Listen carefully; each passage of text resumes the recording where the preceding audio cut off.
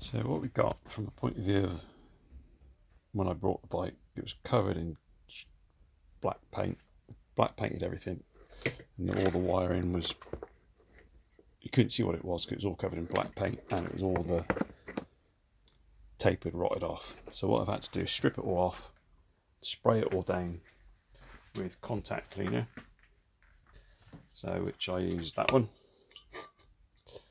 and that's, each bit gets sprayed with that, each connector gets sprayed with that. Also use a small brush, so again just a small brush go over it. Also I'm going to have to re-tape all that wire up, but you can see what the problem's going to be is the original bike, when I got it, had been chopped off here, so they then welded on this piece of crap badly. You can see the flipping state of the weld on it, and it wasn't even on straight. So that's problem number one. So currently what I'm doing is just rerouting all the wiring, checking everything works, all the lights. Same with the front end, again that was all covered in black paint. There was no clocks on it when I brought it, so I've wired in warning lights just to make sure when the oil pressure goes off it's in neutral, high beam works, and then the turn signals. But at the moment I've just put on some LED ones that I had, but that won't work with the relay that's in the bike because that's for standard ones, so you have to have a different relay for that, which I've got to get. Inside the front light, complete mess. I've cleaned up most of that, but the front light wiring that connects has wires are about 10 foot long, so I don't know if they had a fairing on it or something before. So at the moment that's where we kind of are. We know most of it works from the point of the electrics. Now if you're going to go for back standard, again on one of these bikes, a lot of the wiring, starter solenoid, all connects inside here, and then you've got your paneling comes over the side of it, so the panel will come over here, obviously seat, battery would be in here, yeah, so battery goes in there, fuse box on this one would go there, and then your little brain would connect onto there, and all the rest of the wiring would route round it.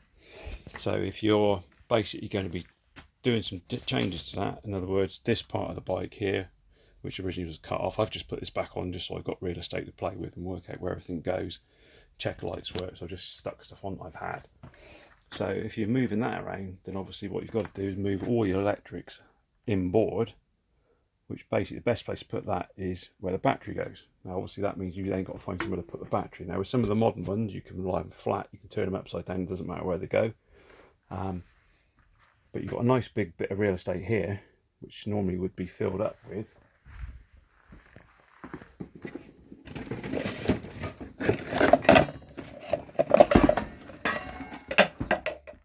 bloody great airbox, yeah, which is an absolute sod to get in and out of, but it fills up all that space in there, so you can kind of tell that would be filled in there. And then what you've got on the edge of that, on the outside, again all sprayed back, but these would be chrome, they would fit in there, and it would look like the whole thing was one piece. So for me, what I'm going to have to do is I think I'm going to basically take the real estate where that fits, and I'm going to put a battery in front of all the rest of it. So I'm going to probably put the battery in here, so battery's going to go in there, then I'll probably use some of that airbox as an airbox but with the battery sort of stuck in it. So that's the current thinking, so that's where I'm going to have to play. But the next thing to do is reroute this wire in so it's all in the right place and re-tape it up so it's not going to get broken. So that's where we are at the moment.